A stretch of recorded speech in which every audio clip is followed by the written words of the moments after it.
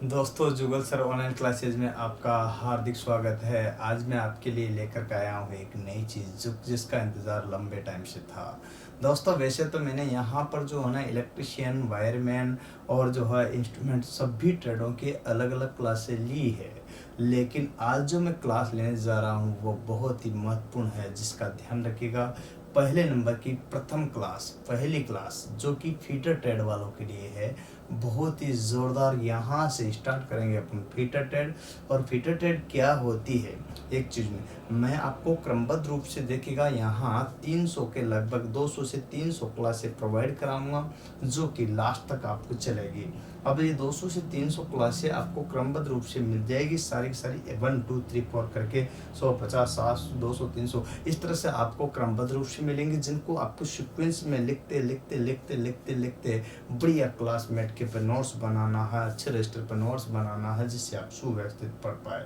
इस क्लासों के माध्यम से मैं आपको एक और बताने जा रहा हूँ कि फीटर ट्रेड से जो भी बंदे बिलोंग करते हो, उनके चाहे डीआरडी हो, भेल हो, सेल हो, मेट्रो हो, ऑर्डिनेंस फैक्ट्री हो, या फिर मेट्रो में कोई सी भी मेट्रो हो, जैसे डीएमआरसी हो, एनएमआरसी हो, जयपुर मेट्रो हो, गुजरात मेट्रो हो, लखनऊ मेट्रो हो, चेन्नई मेट्रो हो, मुंबई मेट्रो हो, या फिर कोई भी फैक्ट्रीज लेवल पर वैकेंसी निकलती हो सरकारी में, वो भी, या फिर अपनी आर्मी में, सेना में या पुलिस में कोई भी टेक्निकल पोस्ट की भर्ती निकलती हो, जैसे मिलिट्री इंजीनियरिंग सर्विस में, तो इन सभी में जहाँ पर भी फीटर ट्रेड को मांगा जाता है, तो उनमें नेचुरली बात है कि जब अपनी फीटर की वैकेंसी आती है, जैसे पाइप फिटर हो गया, जैसे मान लीजिए अपने बात करते हैं तो पाइप फिटर वगैरह है, इस टाइप से जो है आपके यूँ समझिएगा पीडब्ल्यूडी में या इनमें भी जो भी वैकेंसी आती है जलदाय विभाग, उनमें भी फिटर की रिक्वायर्ड होती है। तो हर जगह, हर समय, हर स्थान पर एक फिटर की आवश्यकता होती है। इसी की उपयोगिता को देखते हुए भारत सरकार प्रत्येक विभाग में, राजस्थान सरकार प्रत्येक विभाग में, प्रत्येक स्टेट की सरकार प्रत्येक विभाग में फीटर की कुछ न कुछ पोस्टें निकलती है। प्रश्नवाचक ये चिन्ह है कि फीटर की ज़्यादा परसेंटेज नहीं होती है वैकेंसी की निकलने की, जो ज़्यादा होती, नंबर ऑफ जो वैकेंसी होती है वो कम होती है। तो जब बात करते हैं वैकेंसी की संख्या कम रहती, तो इस बात को भी नोटिस करो ना कि नंबर ऑफ स्टूडेंट भी तो कम होते हैं, अर्थात छात्रों की, फीटर के छात्रों की संख्या भी कम नहीं होती, बल्कि बहुत कम होती है। इसलिए आपको मैं इस वीडियो कोर्स के माध्यम से सारी क्लासें क्रमबद्ध कराऊंगा। और किसी में देखिएगा 50 क्वेश्चन, किसी में 60, किसी में 70, किसी में 75, किसी में 100, किसी में 150, किसी में 200, अलग अलग जो विभाग है वो अलग अलग वैकेंसी में अलग अलग रूप से क्वेश्चनों की संख्या ट्रेड के, पर्टिकुलर ट्रेड की देता है, और उस ट्रेड में से जो बाहुबली रूप निकल कर आता है, ऐसी कोई भी भर्ती नहीं है जिसमें लगभग 50% से रेशो कम ट्रेड का रहा हो और ट्रेड की वैकेंसी निकली हो। बाकी में जीके आ जाती है, मैथ आ जाती है, रीजनिंग आ जाती है, हिंदी आ जाती है, इंग्लिश आ जाती है, या इधर इन सभी चीज़ों में से कोई भी चीज़ें वो दे देते हैं, जिसका रेशो 50 से ज़्यादा नहीं होता। कुछ कुछ पोस्टों में तो फीटर ट्रेड के लिए पूरा का पूरा ही रेशो होता है, जैसे इसरो में टोटल 100% भी रेशो होता। ऐसी भी जो है वैकेंसीज आती है जिसमें पूरा रोल ही ट्रेड पर्टिकुलर का रहता है। तो इस तरह से मैं तैयार कर रहा हूँ। दूसरी बात, एक और बात बताऊँ, जो बंधुजन, जो मित्रजन, जो दोस्त ITI फीटर ट्रेड से कर रहे हैं, तो उन्हें भी ITI करने के लिए पढ़ना पड़ता है, ऑब्जेक्टिव तैयार करना पड़ता है। और ऑब्जेक्टिव जब तैयार करते हैं तो दोस्तों एक बात बताना चाहता हूँ कि वो ऑब्जेक्टिव आपके वहाँ पर भी काम आएंगे, अर्थात प्रत्येक ईयर जो चल रहा है उसमें भी काम आएंगे, कि प्रथम ईयर, दूसरी ईयर में, क्योंकि वहाँ भी आपको ऑब्जेक्टिव देकर, पेपर देकर फाइट करना होगा। और यही चीज़ें हैं कि वहाँ के ऑब्जेक्टिव की तैयारी आपको कंपटीशन के ऑब्जेक्टिव में बहुत काम आएगी, ये मेरा मानना है। अतः जो ITI बंधुजन कर रहे हैं, मित्र जो फीटर ट्रेड में ITI कर रहे हैं, तो वो उनके लिए भी ये सारे के सारे 200 से 300 वीडियो बहुत कारगर होंगे। माना कि थोड़ा कॉस्ट ज़रूर है, लेकिन उसमें आपको दिक्कत नहीं होनी चाहिए, क्योंकि फ्यूचर भी तो जो आपका है, अगर आज ले रहे हो तो वो आपका 1 ईयर में ऐसा तैयार हो जाएगा, कोई दिक्कत ही नहीं आएगी। साथ में इसके साथ ही आपको इसमें जो फ्री ऑफ कॉस्ट मिल रही है, PDF मिल रही है, क्लास नोट्स मिल रहे हैं और टेस्ट सीरीज भी तो मिल रही है। ये तीनों चीज़ें आपको फ्री ऑफ कॉस्ट मिली जा रही है। इसीलिए मैं बता रहा हूँ कि फीडर ट्रेड का जो सिलेबस है, मैं 200 से 300, कितनी, यहाँ ध्यान दीजिएगा, 200 से 300 यहाँ क्लास के रूप में, किसके रूप में, क्लास के रूप में कराऊंगा। और जब क्लास के रूप में कराऊंगा तो वो होगा वीडियो कोर्स। कौन सा, वीडियो कोर्स। आप इसे पेन ड्राइव के माध्यम से भी प्राप्त कर सकते हो, ऐप के माध्यम से भी और वेबसाइट के माध्यम से भी प्राप्त कर सकते हो। jugalsir.com के माध्यम से, जुगल सर ऑनलाइन क्लासेस के माध्यम से आप प्राप्त कर सकते हो, किसी को कोई दिक्कत नहीं होगी। तो ये फीटर वालों के लिए मैं बता रहा हूँ। आज जो है मैं फीटर की प्रथम क्लास स्टार्ट करने से पहले, क्रमबद्ध रूप से स्टार्ट करने से पहले, सीक्वेंस रूप से स्टार्ट करने से पहले आपको ये सारी चीजें मैं दे रहा हूँ। उम्मीद है बात समझ में आ रही होगी। कुछ क्लासें इसमें से आपको 10 से लेकर के, यहाँ पर ध्यान रखना, 1 से लेकर के देखिएगा, यहाँ पर 10 से 20 क्लास में आपको किस में डालूंगा, यूट्यूब पर। किस पर डालूंगा, यूट्यूब पर। देखिएगा यहाँ पर बात कीजिए, यूट्यूब पर डालूंगा। बाकी लोग चाहेंगे कि सर सारी क्लासें यूट्यूब पर डालो, तो पॉसिबल नहीं होगा, संभव नहीं होगा। ज़्यादा से ज़्यादा 10-20 क्लास ही मैं यूट्यूब पर डाल सकता हूँ। बाकी आपको 200 से 300 पूरा कोर्स की क्लास चाहिए तो पेमेंट मोड पे ही होगी, जो पेन ड्राइव के रूप में हो सकती है, वीडियो कोर्स के रूप में हो सकती है, ऐप के रूप में हो सकती है, वेब के रूप में हो सकती है। इस तरह से सारा सीक्वेंस बद्ध होगा, ये बात ध्यान रखिएगा। तो आज सभी दोस्तों आपको मैं स्टार्ट करता हूं कि फीटर क्या है और इसका शुरुआत करते हैं। देखिएगा, मैं शुरुआत में ही इन सभी बिंदुओं के बारे में बता रहा हूं कि कौन कौन सी चीज़ें आपको निःशुल्क मिलेगी, कौन सी पेमेंट मोड पे मिलेगी और इसमें क्या क्या चीज़ें आपको रहेगी। अब आपकी पूरी थ्योरी ए से लेकर के जो इससे पिछले वाला मैंने आपको जो है कोर्स का बताया था, वो सारा का सारा फीटर ट्रेड के मैं समावेश करूंगा, पर क्रमबद्ध रूप से होगा। क्रमबद्ध रूप से मतलब सीक्वेंस रूप से होगा, क्योंकि जो चीज़ जहां आनी चाहिए वहाँ ही आएगी। क्योंकि देखिएगा, इसीलिए अगर मैं ये चीज़ें क्रमबद्ध नहीं करूंगा तो इसका कोई मतलब नहीं है। तो दोस्तों, फीटर के जो दोस्तों है, पहली क्लास के साथ 300 क्लास तक के आप पढ़ने के लिए तैयार हो जाइएगा और बने रहेगा मेरे साथ। तो चले अपन चलते हैं अपने लक्ष्य की ओर और बढ़ते हैं और स्टार्ट करते हैं इंट्रोडक्शन टू फीटर ट्रेड, अर्थात फीटर ट्रेड का परिचय।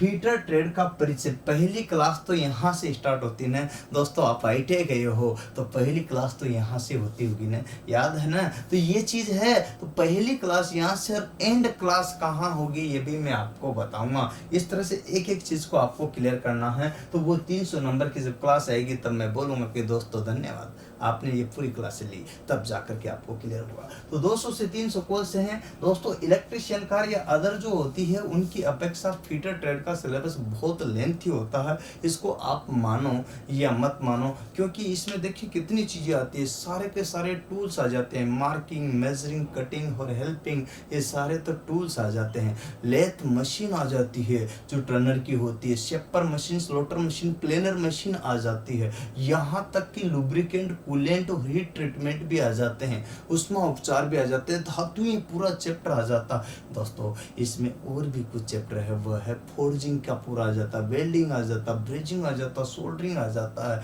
और इसके बाद शीट मेटल आ जाता है। सारा का सारा चैप्टर जो है बहुत ही ज़्यादा है, अतः इन सभी को पढ़ना होता है। आपको अच्छी तरह से पता हो तो इसमें चूड़ियाँ वगैरह, क्या चूड़ियाँ थ्रेड होती है वो भी आ जाती है, और चूड़िया को गेज वगैरह ले लीजिएगा। टोटल ए से लेकर के जेड तक बहुत सारा लेंथी सिलेबस है, इसलिए इसमें 200 से 300 वीडियो आपको मैं बता रहा हूँ और इनको पढ़ना है। और इन क्लास को आप ले सकते हो क्रमबद्ध रूप से, सीक्वेंस में चाहिए तो आप प्राप्त कर सकते हो, है ना। मैंने आपको बता ही दिया है, पर आज मैं बेसिक जानकारी के साथ पहले वीडियो से स्टार्ट करता हूँ। ये आपका और हमारा अर्थात फीटर का पहला वीडियो है और इसी क्रम में यहाँ पर आपको मिलेगा 300 नंबर का वीडियो, तब जाकर के आपका लगभग कोर्स पूरा का पूरा हो जाएगा। क्या हो जाएगा? पूरा। इसके बाहर कुछ नहीं जाएगा, पर पढ़ते रहेगा, देखते रहेगा और डेमो के जरूर देख करके ही यहाँ वीडियो कोर्स खरीदे। जो भी बंधुजन है, मित्रजन है, दोस्त है, फीटर वाले, उनको मेरी तरफ से एक विशिष्ट सलाह है। वो सलाह को ध्यान रखिएगा कि डेमो यूट्यूब पर डेमो देख करके ही यहाँ पर पेमेंट करे, अन्यथा ना करे, क्योंकि हर जगह, हर गली, हर मोहल्ले में, हर स्थान पर क्या है, धोखा है।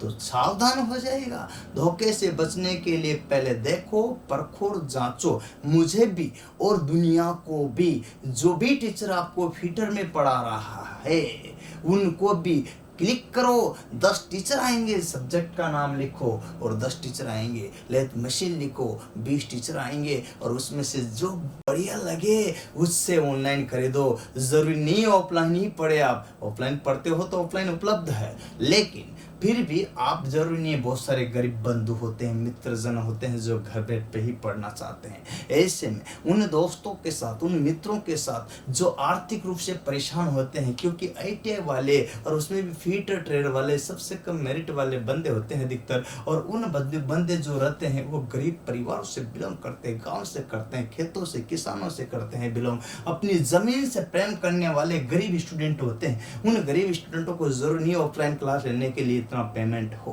तो घर बैठे अपने मोबाइल पर, अपने भाई के मोबाइल पर, अपने बहन के मोबाइल पर, अपने दोस्त के मोबाइल पर आप जो हो पूरी क्लासों का वीडियो सीक्वेंस बंद करके आप नोट्स बना सकते हो, कोई दिक्कत नहीं आएगी। अब जरूरी नहीं है, अब दुनिया है आपकी मुट्ठी में, जब चाहे जैसा चाहे वीडियो देख सकते हैं, जब चाहे जैसे चाहे जिस टीचर से पढ़ सकते हैं, अपनी मन पसंद के टीचर से पढ़ सकते हैं। अब आपके अपने गांव के जरूरी नहीं कि उसी टीचर से पढ़े, अब वर्ल्ड के जो भी टॉप मोस्ट टीचर उससे पढ़ सकते हो। जरूरी नहीं आप मेरे से पढ़े, मेरे से बेहतर मिले तो उससे भी पढ़ सकते हो, जिस तरह से मैं आपको, हाँ जरूरी नहीं है, देखिएगा ये चीजें मैटर करती है। जिस तरह से मैं गवर्नमेंट जॉब को प्राप्त किया हूँ और रेलवे में मैंने नौकरी ली, उसी तरह से आपको भी कोई भी सरकारी नौकरी मिलनी ही चाहिए, बस लगे रहना होगा। मैं पहुंचाऊंगा आपको लक्ष्य तक, मैं पहुंचाऊंगा आपको अपने टारगेट तक, पर आपको मेरे साथ बने रहेगा। और इस तरह से अपन चलते हैं आज की प्रथम क्लास की ओर और बढ़ते हैं। देखिएगा क्या चीज है। सबसे पहले मैं आज आपको बताने जा रहा हूं पहली क्लास में introduction to fitter trade, fitter trade का परिचय। फीटर ट्रेड, सबसे पहले दोस्तों किसे कहेंगे फीटर, परिभाषा क्या होगी फीटर की। अगर बात करते हैं तो इस फीटर की जो परिभाषा होगी, डेफिनेशन होगी, किसकी, फीटर की। मैं यहाँ वही बात बताने जा रहा हूँ कि फीटर की क्या परिभाषा होगी, इसको समझेंगे, इसको पढ़ेंगे, इसको लिखेंगे क्रमबद्ध रूप से। तो सबसे पहले इसकी डेफिनेशन आएगी, क्या आएगी, डेफिनेशन, परिभाषा। किसको कहेंगे, एक फीटर होता ना दोस्तों, एक फीटर होता ना दोस्तों, वह दिन भर 8-8 घंटे प्रैक्टिकल करता रहता बेचारा, जॉब को बेंच वाइस पर, जॉब को फाइल के द्वारा फाइलिंग करता रहता है। कभी ड्राफ्ट फाइलिंग तो कभी स्टेट फाइलिंग तो कभी क्रॉस फाइलिंग करता रहता है, फाइलिंग करता रहता है। बढ़िया वाइस पे मजबूती से कस लिया बेंच वाइस पर, और उसको फिर क्या करता है, फाइलिंग करता। यहाँ तक कि एक फीटर, आपने देखा होगा प्रैक्टिकल के दौरान 8-8 घंटे तक जॉब को घिसता रहता है, जॉब बनाता है, ये कार्य होता है। और उस जॉब को बनाने के लिए उसको कटिंग टूल, उसको मार्किंग टूल, उसको मेजरिंग टूल और उसको हेल्पिंग टूल्स की आवश्यकता होती है, उसको हेल्पिंग टूल्स की आवश्यकता होती है।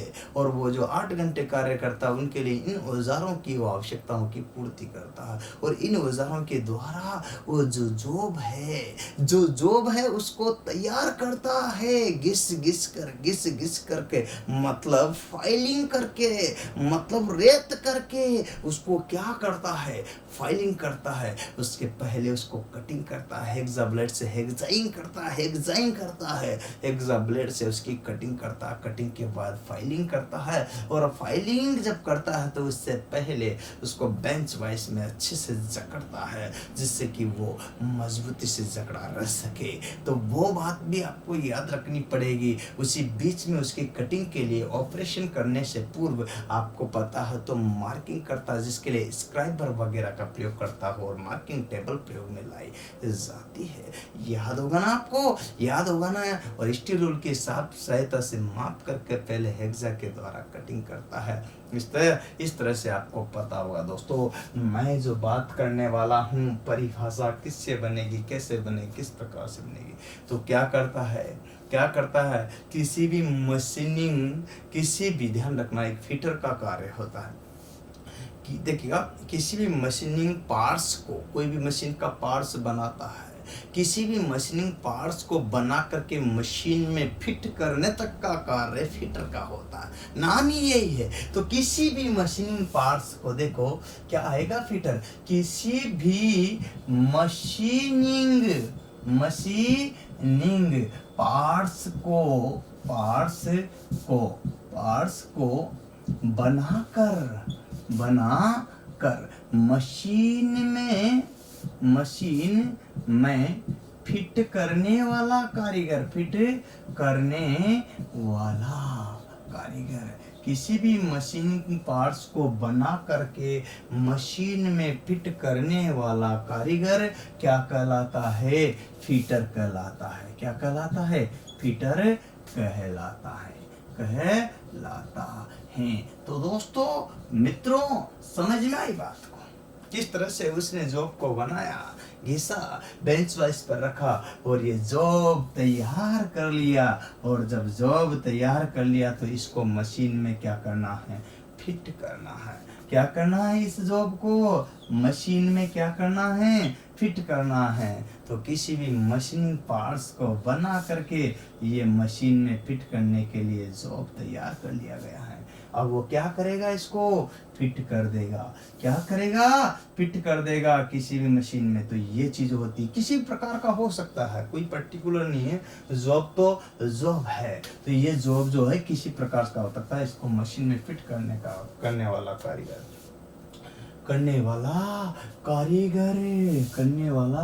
कारीगर, मैकेनिक, कौन, मैकेनिक, फिटर कहलाता है। अब आपको ध्यान होगा कि एक अच्छे फिटर में कौन कौन से गुण अनिवार्य हैं या कौन कौन से कार्य में कुशल होना चाहिए। तो एक अच्छे फिटर के कौन कौन से गुण होंगे, कौन कौन सी प्रॉपर्टीज होगी, वो बात आपको याद रखनी होगी। तो मैं बता दूं, उस एक अच्छे फिटर को सबसे पहले क्या है, जो बनाने के लिए उसको सारे के सारे औजारों का उपयोग लेना आना चाहिए। तो सभी औजारों का यूज लेना आना चाहिए, सभी औजारों का उपयोग करना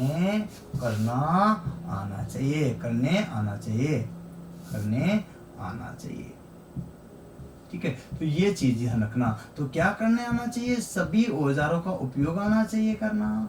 तो उपयोग करना आना चाहिए। तो इस तरह से ये उपयोग करने चाहिए। तो कैसे उपयोग करेगा, जैसे उसको पता है कि ये कौन सा औजार है, पता चला है कि उसको पता होना चाहिए कि मार्किंग टूल है। क्या है, मार्किंग टूल है। तो उसको ध्यान होना चाहिए कि ये चिन्हन औजार है। क्या है, ये चिन्हन औजार है। तो इसके द्वारा केवल चिन्हन किया जा सकता है ना। ये क्या है, चिन्हन औजार है, तो चिन्हन ही किया जा सकता है, उसके द्वारा कटिंग नहीं की जा सकती है। तो ये बात उसको पता होनी चाहिए। दूसरी बात ये पता होना चाहिए कि वो जो चिन्हन कर रहा है उसके बाद में उसको क्या करना है, कटिंग करनी है। तो कटिंग औजार का पता होना चाहिए। मान लीजिए फाइल उठाया और उसके द्वारा निशान लगाने का, तो कैसे लगेगा। तो कटिंग टूल्स का भी यूज लेने आना चाहिए। उसको पता होना चाहिए कि ये कर्तन औजार है, इसके द्वारा किसी भी जॉब को काट सकते हैं। जरूरी नहीं है कर्तन औजार का मतलब है कि उसको काटना ही हो। कर्तन औजार का उद्देश्य होता है,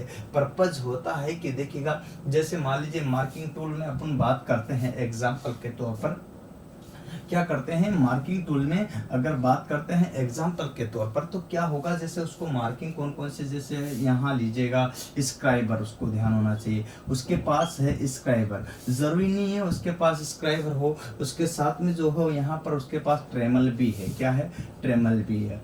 अब उसका कौन सा यूज करे वो तो उसके ऊपर डिपेंड है ना। जरूरी नहीं है ट्रेमल के पास उसके पास डिवाइडर भी हो। क्या, डिवाइडर भी हो, क्योंकि डिवाइडर विभाजक जरूरी नहीं है उसके पास देखिएगा यहाँ सरफेस प्लेट भी रहेगी, सतही प्लेट, क्या सतही प्लेट भी रहेगी। अब सतही प्लेट रहेगी तो ये सारी चीजें जब उसके पास होगी, उसके पास एनविल भी रहेगा, वी ब्लॉक भी रहेगा, ऐसी सब सारी चीजें होगी। तो कहने का मतलब सतही प्लेट होगी या फिर उसकी एंगल प्लेट होगी, क्या होगी। तो जो भी मार्किंग टूल है उसके पास, अब ये स्क्राइबर का यूज लूँ, ट्रेमल का लूँ, डिवाइडर का लूँ, ये चीजें उसको आना चाहिए कि नहीं आना चाहिए। मान लीजिए मुझे जॉब पर निशान ही लगाना है, ये जॉब है और मुझे इसकी केवल कटिंग ही करनी है, क्या करनी है, ओनली कटिंग ही करनी है। तो मुझे ये भी पता होना चाहिए कि भाई ये जॉब है तो इसकी यहाँ से लेकर मुझे यहाँ तक कटिंग करनी है, तो मैं निशान यहीं तो लगाऊंगा।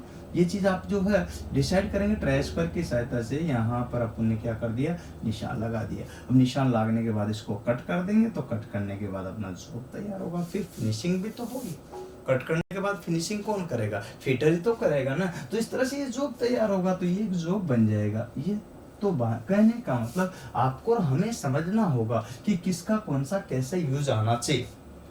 तो एक फिटर को ये कार्य आना चाहिए। इसी तरह से देखिएगा, मैं और बताना चाहता हूँ, ये भी आना चाहिए फिटर को कि कर्तन औजार तो कटिंग के लिए ही प्रयोग मिला जाए। उसके द्वारा जैसे मान लीजिए उसको पता है कि मेरे पास हेक्सा ब्लेड है, हेक्सा ब्लेड की सहायता से वो निशान लगाएगा तो क्या सही आएगा, नहीं आएगा ना। इसलिए वहां पर उसका स्क्राइबर का यूज लेना ज्यादा उपयुक्त रहेगा। ये छोटी छोटी चीजें परंतु मोटी है ये। तो इसका मतलब कर्तन औजार का मतलब यूज आना चाहिए। जैसे कि एग्जाम्पल समझ लो, हेक्सा ब्लेड, क्या हेक्सा ब्लेड, ठीक है। या फिर यूँ समझ लो कि रेती, क्या रेती, या फिर चीजल, है ना, चीजल। या फिर यहाँ पर बात करते हैं, मैं सारों का नाम नहीं लिख रहा, गिनी चुनी ही लिख रहा हूँ, ठीक है। बहुत सारे हैं, चीजल है, हेक्सा ब्लेड है, ग्राइंडर है ना, यहाँ पर ड्रिल है, क्या है ना, ड्रिल है। तो ये चीज है उसको पता होना चाहिए इत्यादि, है ना। टेप है, डाई है। अब आप ये समझोगे कि टेप और डाई की सहायता से कटिंग करना चाहोगे कि मैं तो जो जॉब को काटूं सीधा थोड़ी कटेगा। टेप तो केवल जो क्या करती है, चूड़ियां काटती है, वो भी अंदर इंटरनल। तो ये चीजें हैं इत्यादि, जो चीजें मैं बता रहा हूँ, बहुत सारे हैं, पर उनका यूज भी तो आना चाहिए। एक फीटर को ये सारे कार्य आना चाहिए। अतः यहाँ पर देखिएगा औजार और औजारों का यूज आना चाहिए, तो ध्यान दीजिएगा। अब यहाँ पर देखिएगा और क्या आना चाहिए, यहाँ का मार्किंग हो गया, क्या कटिंग हो गया, और एक और होना चाहिए कि जब आपके जॉब बन जाता तो मेजरिंग भी होनी चाहिए कि नहीं होनी चाहिए। तो मेजरिंग टूल्स भी यूज लेने आना चाहिए। तो मेजरिंग टूल्स का मतलब होता है मापक यंत्र। क्या होता है, मापक यंत्र। मेजरिंग टूल का मतलब होता है मापक यंत्र, और मापक यंत्रों का भी उपयोग लेने आना चाहिए कि नहीं आना चाहिए, आना चाहिए, अन्यथा मामला नहीं बैठेगा ना। तो मापक यंत्र में जैसे किस किस के द्वारा अपन माप लेते हैं, देखिए सबसे पहले अगर उसको पता होना चाहिए कि स्टील रूल, इस्पाती पैमाना जो है इसका यूज लेना आना चाहिए। इसके बाद उसको लगता है कि नहीं मेरे को अच्छी क्वालिटी में चेक करना है, तो उसको ये पता होना चाहिए कि स्टील रूल के बाद मैं किसका यूज करूं, तो वर्नियर कैलिपर का यूज करना चाहिए। किससे, वर्नियर कैलिपर का, है ना, जो कि 0 पॉइंट यहाँ पर कितना 0.02 mm तक की परिशुद्धता में माप सकता। अब उसको बहुत ही ज्यादा परिशुद्धता में मापना है कि मैं तो सबसे ज्यादा द एंड कंडीशन में, तो माइक्रोमीटर लेगा। क्या लेगा, माइक्रोमीटर तो आप जानते हो रामबाण है 0.01 mm। तो यहाँ पर mm में ध्यान रखना, mm, ठीक है। यहाँ पर 0.02 mm। तो ये चीज आपको ध्यान रखनी थी, यहाँ 2 रह जाता है, यहाँ 1 आ जाता। तो ये चीज आपको क्लियर करना होगा। इस तरह से सीक्वेंस में क्रमबद्ध रूप से आपको एक एक चीज का क्लियरिफाई होना चाहिए। बोलो, होना चाहिए कि नहीं होना चाहिए, होना चाहिए। तो मैं वही बात बता रहा हूँ, वही चीज बता रहा हूँ, स्टेप बाय स्टेप क्लियर करना होगा। तो ये है वर्नियर कैलिपर जिसकी बात कर रहे हैं। तो मेजरिंग टूल्स में आपके बहुत सारे हैं, माइक्रोमीटर है, वर्नियर कैलिपर है, यहाँ पर स्टील रूल है, आपके बॉल प्रोट्रैक्टर है, आपके क्या नाम से। तो इस तरह से जो है मेजरिंग टूल्स है। तो ये चीज है। अब आपने यहाँ पर देखेगा सबसे पहले मार्किंग, मेजरिंग, कटिंग, और इस बीच में इन पर जब कोई भी ऑपरेशन करोगे तो कहीं न कहीं किसी न किसी की इनको क्लैंप रखने के लिए, जकड़े रखने के लिए, मजबूती से कोई भी कार्य करने के लिए किसी न किसी सहायक औजार की भी जरूरत पड़ेगी ना। इसका मतलब एक फिटर को यूं है कि एक जो फिटर होता है उसको हेल्पिंग टूल्स की भी जानकारी होनी चाहिए, हेल्पिंग टूल्स। और हेल्पिंग जो टूल्स होते हैं उसी को ही अपन यहाँ पर हाथ के द्वारा उपयोग में लेते हैं। तो हैंड टूल्स की भी जानकारी होनी चाहिए। तो उसका मतलब ये होता है कि टूल्स का मतलब यंत्र या औजार। तो यहाँ यूं कह सकते हैं सहायक या फिर सहायक या फिर यूँ कह सकते हो कि दस्ती। हैंड का मतलब था दस्ती औजार। शुद्ध हिंदी अर्थात निम्मी की भाषा है। परेशान मत हो ना, वर्ड सारी थ्योरी में निम्मी के भी यूज लूंगा ज़्यादातर, क्योंकि बच्चों को परेशानी यहाँ वीडियो के दौरान हो लो तो कोई बात नहीं, लेकिन एग्जाम में आपको किसी भी प्रकार की परेशानी नहीं होने दूंगा। ये मेरा शपथ है, ये मेरा वादा है आपसे। तो दस्ती औजार क्या है? दस्ती औजार जिसका जिक्र अपन यहाँ पर कर रहे हैं, तो ये चीज़ आपको ध्यान रखनी पड़ेगी।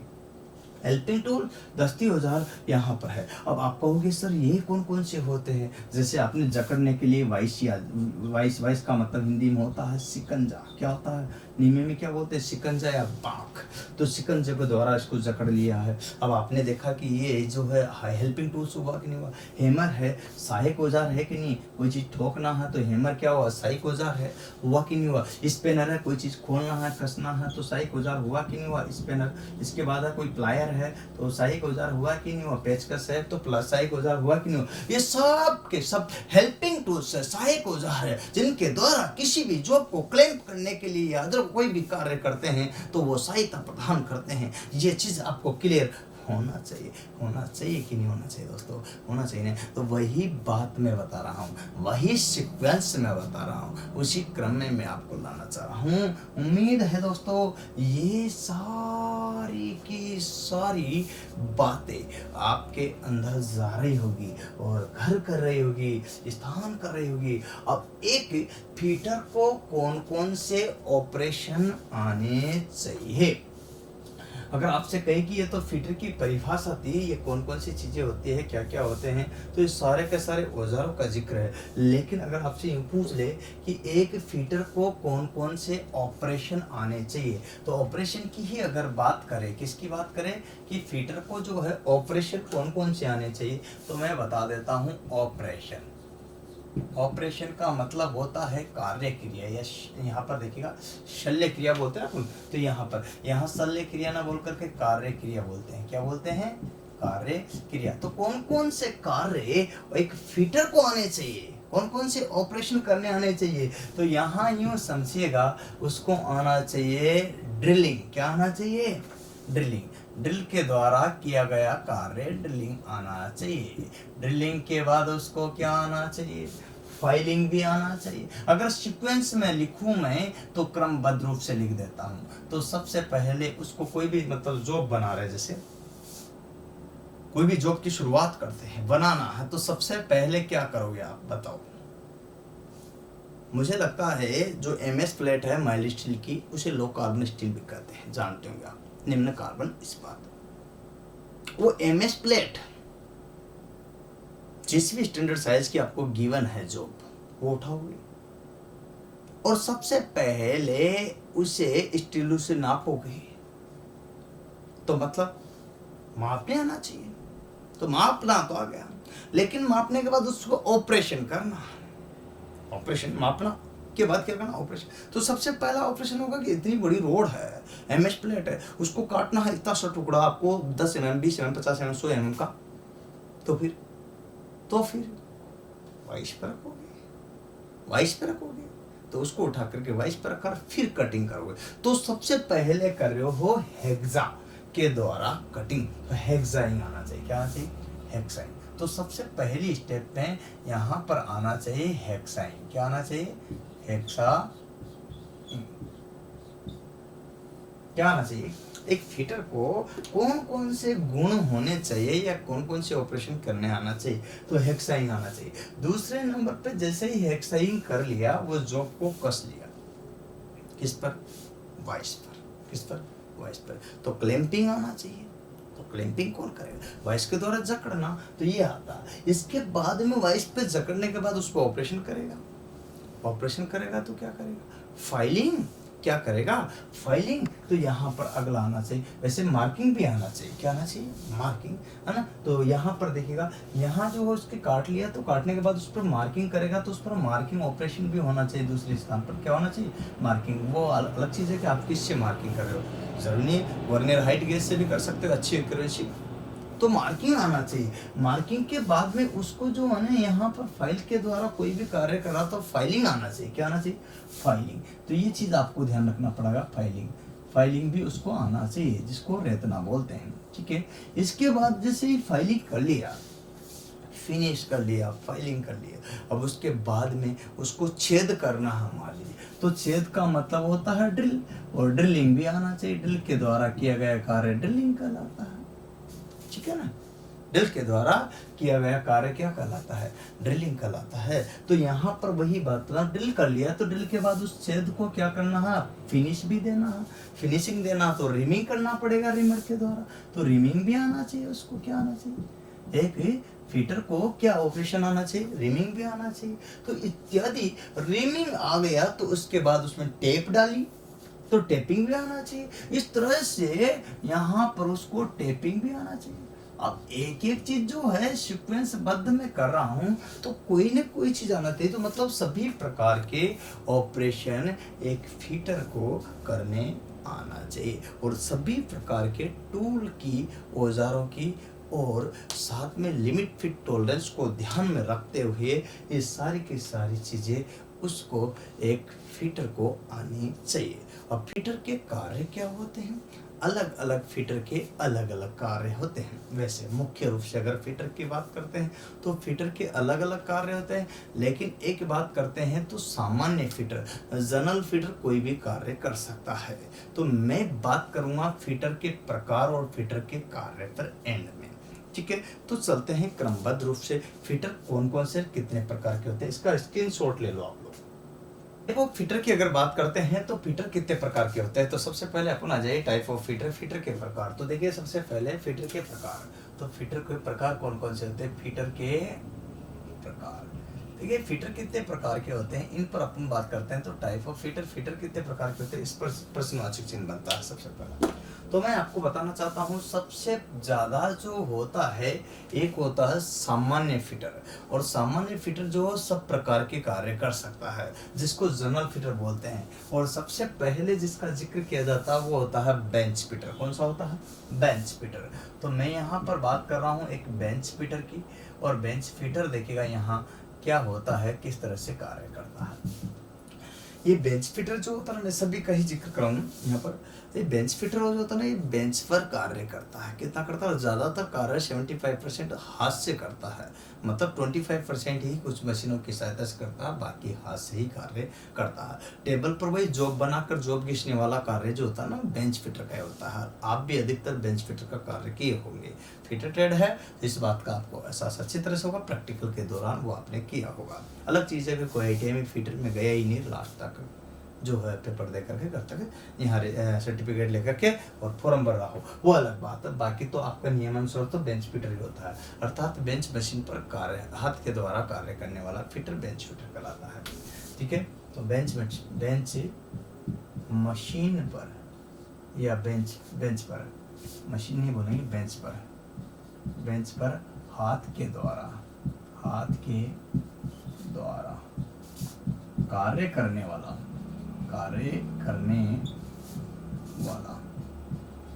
कारीगर या मैकेनिक, कारीगर बोलो या मैकेनिकल ही है, मैकेनिक बोल सकते हैं। मैकेनिक, बेंच पर हाथ के द्वारा कार्य करने वाला कारीगर क्या कहलाता है? बेंच फिटर कहलाता है। क्या कहलाता है? तो यहाँ पर ध्यान रखना, ये बेंच फिटर है, जो बेंच फिटर का अपना कार्य हो गया। इसके बाद बेंच फिटर के बाद क्या आता है? तो मशीन फिटर। क्या आता है? Machine fitter.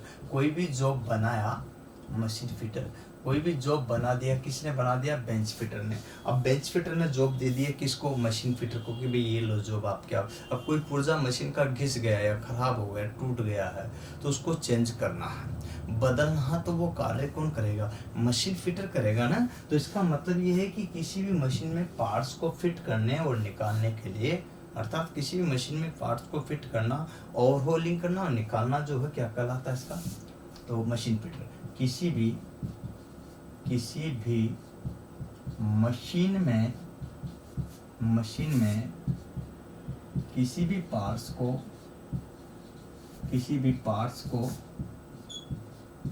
फिट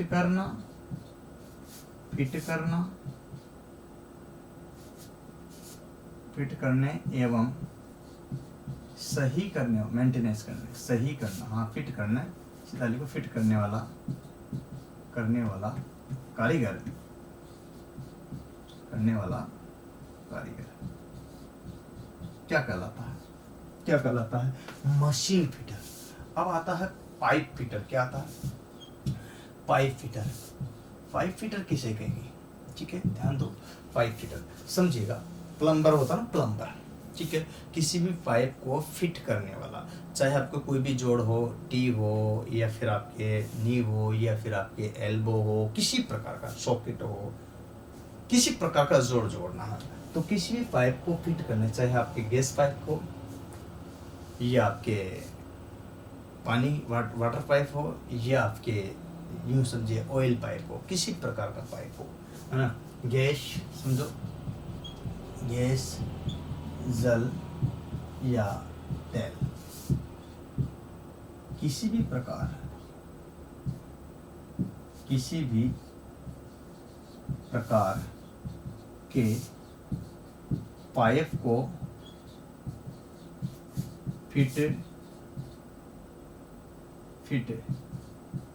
करना व निकालना, दोनों के दोनों ही कार्य किसका होता है? निकालने वाला। तो ये यहाँ पर देखो, किसी भी गैस हो, तेल हो, यहाँ पर कोई भी पाइप हो, पाइप को फिट किया और उसको वापस जरूरत पर निकाल लिया, दूसरा पाइप फिट कर दिया, वो कार्य का पाइप फिटर, जिसे प्लम्बर कहते हैं। इसे क्या किस नाम से जानते हैं?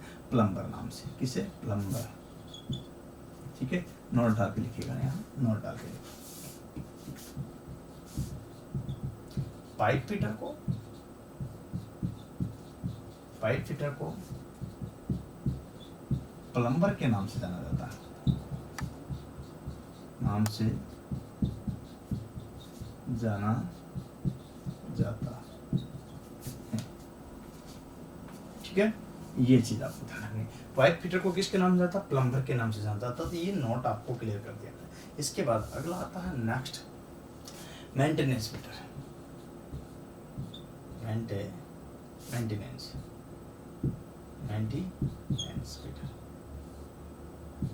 मेंटेनेंस तो नाम से ही पता चल रहा है, मतलब किसी भी मशीन, कोई भी मशीन हो, उसका मेंटेनेंस करना, मरम्मत करना है। कोई पार्ट्स खराब हो गया है, उसको सही पार्ट्स लगाना या सही करना है पार्ट्स को, तो वो कार्य कौन करेगा? तो किसी भी मशीन का मेंटेनेंस करने वाला कारीगर मेंटेनेंस फिटर कहलाता है। किसी भी मशीन का POH, पैरोडिक ओवरहोलिंग, आवधिक समयामरम्मत, या फिर कभी अचानक भी अगर कोई खराब हो जाए, तो दोनों ही कंडीशन में है ना, आवधिक समयामरम्मत या POH, या फिर ये बोलते OH, है ना, ओवरहोलिंग। OH जरूरी नहीं है यहाँ आवधिक हो या OH हो। OH का मतलब ओवरहोलिंग। तो यहाँ समया मरम्मत देखिएगा, आवधिक एक तो होता आवधिक और एक होता है मरम्मत ओनली। तो समया मरम्मत यहाँ पर बात करते हैं, तो किसी भी मशीन का कोई भी प्रकार हो सकता है दोनों में से का, की मरम्मत करने हेतु, मरम्मत समय अनुसार बोल दो या फिर वैसे बोल दो, मरम्मत करने हेतु। अब आपके यहाँ पर देखिएगा, कोई भी चीज क्लियर कर देता हूँ मैं, किसी प्रकार की, मैं स्पष्ट नहीं किया आपको, दोनों का दोनों यहाँ लिख दिया, या तो अचानक हो सकती है या समय के अनुसार। आपको पता है कि जैसे ट्रेन है, मान लीजिए, मैं तो ट्रेन का उदाहरण इसलिए देता हूँ क्योंकि मैं खुद भी रेलवे में सिलेक्टेड हूँ, इसलिए इस चीज़ का जिक्र कर रहा हूँ। जैसे ट्रेन है, मान लीजिए एक कोच, मान लो एक कोच में भी जो है 18 महीने में POH के लिए आ जाता। कितने? 18 महीने में उसको POH, मतलब समय के अनुसार उसको क्या करना पड़ा, ऐसे कैसे 18 महीने में आपके क्या आ जाता है जो इंजन का। तो इनका जो एक अवधि होती है, तो POH बात करते हैं तो 18 महीने में यहाँ आपके पास ओवरहोलिंग, उसका मेंटेन, मोटरसाइकिल की सर्विस नहीं कराते गए, एज इट इज वही सर्विस होती है सभी मशीनों की, सभी मशीनों की, चाहे कोई सी भी हो। ठीक है, लोको की वो होती है, उसको लोको यहाँ पर जो है फिटर के नाम से जाता है, लोकोमोटिव फिटर कहते हैं। क्या कहते हैं? लोकोमोटिव फिटर कहते हैं, जो रेल में आता है, जो कि लोको का मतलब तो रेल इंजन, और उसको मोटिव मतलब फिटर करने वाला लोकोमोटिव फिटर कहलाता है। तो मैं यही बात कर रहा हूँ। तो अगला आता है लोकोमोटिव फिटर। क्या था? Locomotive fitter. लोको का मतलब होता है इंजन, रेल के इंजन को रेल के इंजन का मेंटेनेंस करने वाला या फिटिंग करने वाला उसे लोकोमोटिव फिटर कहते हैं। ठीक है, रेल इंजन को रेल इंजन के पार्ट्सों को जोड़कर फिट करने वाला कारीगर क्या कहलाता है? फिटर कहलाता है। क्या कहलाता है? लोकोमोटिव फिटर कहलाता है। ये रेल इंजन में आ जाता है। एक और होता है डाई फिटर। डाई फिटर नाम तो सुना होगा, डाई फिटर।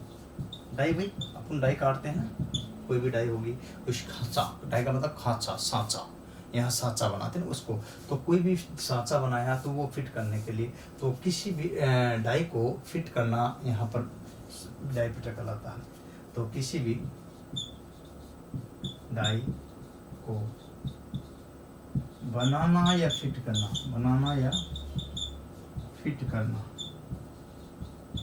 करने वाला मैकेनिक, ठीक है, क्या कहलाता है? यहाँ पर डाई फिटर कहलाता है। तो डाई फिटर है, टूल फिटर है,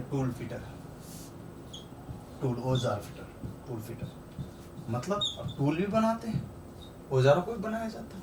और औजारों को जब बनाया जाता है तो उसको भी, जैसे मान लीजिए कोई भी अपन लेते हैं, एक प्लायर ही ले लो, उसमें बीच में रिवेटिंग वगैरह की थी, दोनों पार्ट्स बनाकर रिवेट करने वाला तो फिटर हुआ कि नहीं हुआ? तो यहाँ पर टूल को, औजारों को बनाकर फिट करने वाला, औजारों को बनाने व फिट करने वाला, क्या कहलाता है अपना?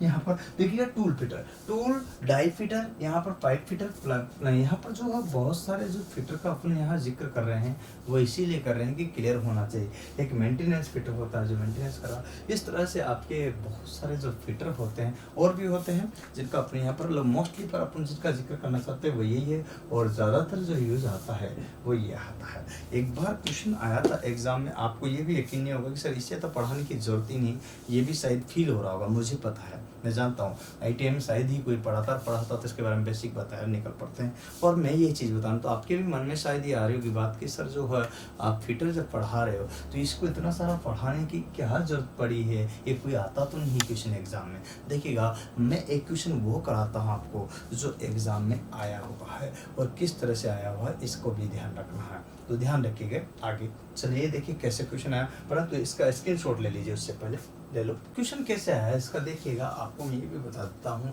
ये DMRC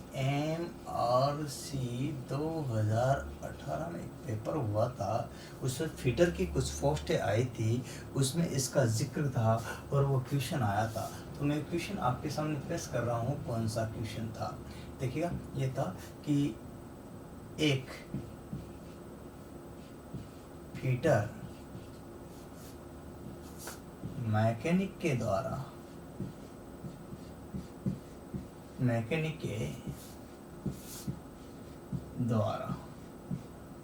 एक फिटर मैकेनिक के द्वारा कितने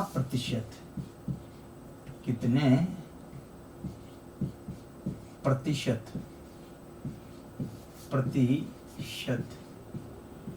कार्य हस्त के द्वारा किया जाता है, हस्त द्वारा किया जाता है,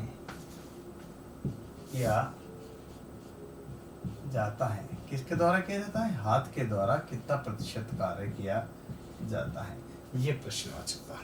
ठीक है, तो यही क्वेश्चन पूछा गया था जिसका अपन यहाँ पर बात कर रहे हैं। तो पहला देखिएगा, पहला ऑप्शन देखिएगा वहाँ पर था 25%, ठीक है। दूसरा ऑप्शन था 50%, ठीक है। तीसरा ऑप्शन था वहाँ पर, ध्यान रखना है यहाँ पर 75%, और चौथा ऑप्शन था 100%। तो यहाँ आपको क्लिक करना था दोस्तों इसी क्वेश्चन पर। अब आपको अच्छी तरह से अवगत होगा, नहीं है तो मैं बता देना चाहता हूँ कि इसकी स्टेप क्या रहेगी।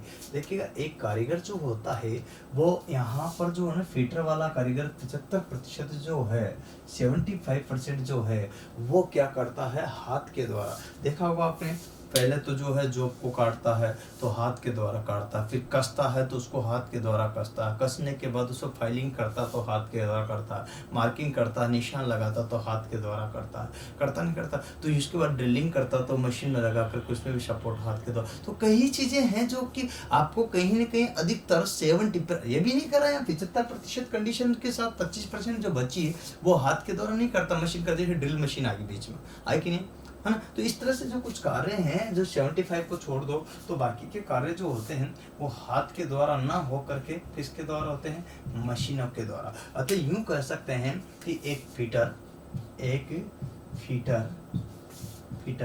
अधिकतर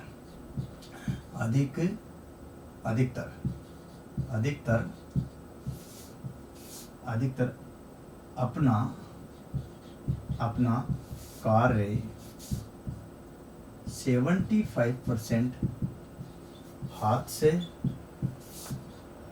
एवं 25% मशीन की सहायता से, मशीनों की सहायता से करता है। दो चीजें हैं, आप यहाँ पर ही मैंने नोट डाल के भी लिख दिया, कारण क्लियर होना चाहिए कि भाई कैसी स्टेप आपके साथ हो रही है, तो इसका स्पष्टीकरण होना चाहिए क्वेश्चन कैसे आता है। तो उम्मीद भी नहीं होगी शायद कि ऐसे क्वेश्चन भी एग्जाम में और DMRC में जैसे पूछे जा सकते हैं, तो आप कल्पना भी नहीं कर सकते, परंतु एग्जाम में पूछा हुआ क्वेश्चन आया हुआ तो आप यहाँ पर सोचने की, दिमाग लगाने की जरूरत नहीं। फीटर में तो ITI में तो आ ही जाता अक्सर, कोई दिक्कत नहीं। अतः ये चीज़ें हैं छोटी छोटी जिस पर अपन जिक्र करते हैं। आगे बढ़ते हैं दोस्तों। इस तरह के जो सारे न्यूमेरिकल क्वेश्चंस भी और सभी तरह के क्वेश्चन कहीं से भी पूछ लिया जाता, कुछ भी नहीं कहते हैं, आपको उम्मीद भी नहीं होगा कि इस टाइप के क्वेश्चन पूछे जा सकते हैं, लेकिन पूछे गए हैं। और इसी तरह से अपन क्रमबद्ध रूप से आगे पढ़ते रहेंगे, लेकिन बढ़ते रहेंगे। याद रखना, अपने दोस्तों के साथ, आपको अपने मित्रों के साथ इसमें जो है सहभागिता निभाते हुए अपने मित्रों को इसी वीडियो को सबके साथ शेयर कर दीजिएगा, कारण क्योंकि इसमें आपका 1 रुपया भी खर्च नहीं होगा अपने मित्रों तक भेजने में। अतः सभी गरीब स्टूडेंट तक ये पहुँच पाए ये मैसेज कि भाई हाँ, पीटर की भी कोई क्लास है और वो सभी ट्रेड का जो है देख सके, सबको इसका लाभ हो सके। क्योंकि आपका निस्वार्थ भावना से इस पे जितनी भी सोशल साइट है, जैसे फेसबुक, इंस्टाग्राम, टेलीग्राम एवं जो है व्हाट्सएप, इन सभी पर 5-5, 10-10 ग्रुप में आप भेज दीजिएगा, जिससे कि इस वीडियो का सब लोग उठा सके लाभ। तो ये बात आपको ध्यान रखनी है और अभी तक आप चलते रहो। देखिएगा, जिस तरह से चलते चलते गए हो, लास्ट तक अपन चलेंगे 300 वीडियो तक, परंतु उससे पहले आप और हमारा जो पल है इस पे पढ़ने का और जो है लगातार बढ़ने का, वो संघर्ष भरा है। इसीलिए तो किसी महापुरुष ने कहा, स्ट्रगल इज लाइफ, संघर्ष ही जीवन है। संघर्ष जितना करोगे उतना घिसते चले जाओगे और लाइफ में चमकीलापन आता जाएगा और इस तरह से आपको लक्ष्य प्राप्ति हो जाएगी। और अपन आप और हम जिस तरह से बढ़ रहे हैं आगे, वही तो हर जिंदगी को इतना इजी आसान लेने की जरूरत नहीं है। क्योंकि देखिए, सब लोग आए चले जाते हैं, एक अलग बात है, लेकिन एक शानदार लग्जरी लाइफ जीकर के शानदार तरीके से सुव्यवस्थित प्लानिंग के साथ जाए, बात अलग होता है। इसीलिए स्ट्रगल बहुत है, परंतु ध्यान रखना जीवन है और जीवन ही तो है। इसीलिए तो कहा, किसी महापुरुष ने क्या कहा कि जिंदगी कांटों का सफर है, जिंदगी कांटों का सफर है, हौसला इसकी पहचान है। रास्ते पर तो सब चलते हैं, जो रास्ता बनाए वही तो इंसान है। उम्मीद है आप सब बातों को फॉलो करते हो। आज के लिए बहुत बढ़िया,